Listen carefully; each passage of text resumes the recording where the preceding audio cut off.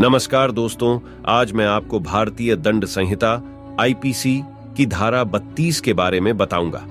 यह धारा उन अपराधों को कवर करती है जो किसी व्यक्ति द्वारा किए गए कार्यों के परिणाम स्वरूप होते हैं, साथ ही उन अपराधों को भी जो किसी व्यक्ति द्वारा किए गए अवैध लोपों ओमिशंस के परिणाम स्वरूप होते हैं।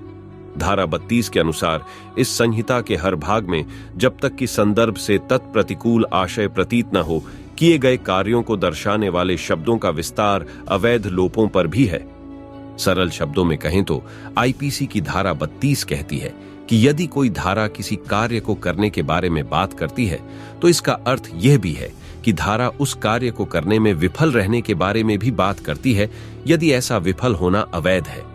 उदाहरण के लिए धारा 304A जो हत्या की धारा है कहती है कि कोई व्यक्ति हत्या का दोषी होगा यदि वह किसी व्यक्ति की मृत्यु का कारण बनता है, चाहे वह जानबूझकर हो या लापरवाही से।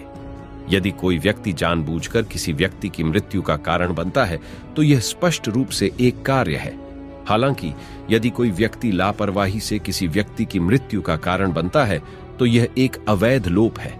धारा 32 के अनुसार धारा 304A का अर्थ यह भी है कि कोई व्यक्ति लापरवाही से हत्या के लिए भी दोषी हो सकता है। धारा 32 का महत्व यह है कि यह सुनिश्चित करता है कि सभी अपराधों को कवर किया जाता है, भले ही वे कार्यों के परिणाम स्वरूप हों या अवैध लोपों के परिणाम स्वरूप। बोनस पॉइंट 1, अवैध लोप तब होता है जब कोई व्यक्ति कर्तव्य या जिम्मेदारी का पालन करने में विफल रहता है और ऐसा विफल होना किसी अन्य व्यक्ति को नुकसान पहुंचाता है। 2, अवैध लोप के लिए दोषी ठहराए जाने के लिए यह आवश्यक है कि व्यक्ति को कर्तव्य या जिम्मेदारी का पालन करने में विफल रहने का ज्ञान हो। 3, अवैध लोप के लिए सजा अपराध की गंभीरता के आधार पर अलग अलग होती है। 4, धारा 32 का एक महत्वपूर्ण उदाहरण है डॉक्टर का मामला, जो किसी व्यक्ति की मृत्यु को रोकने के लिए कर्तव्य का पालन करने में विफल रहता है।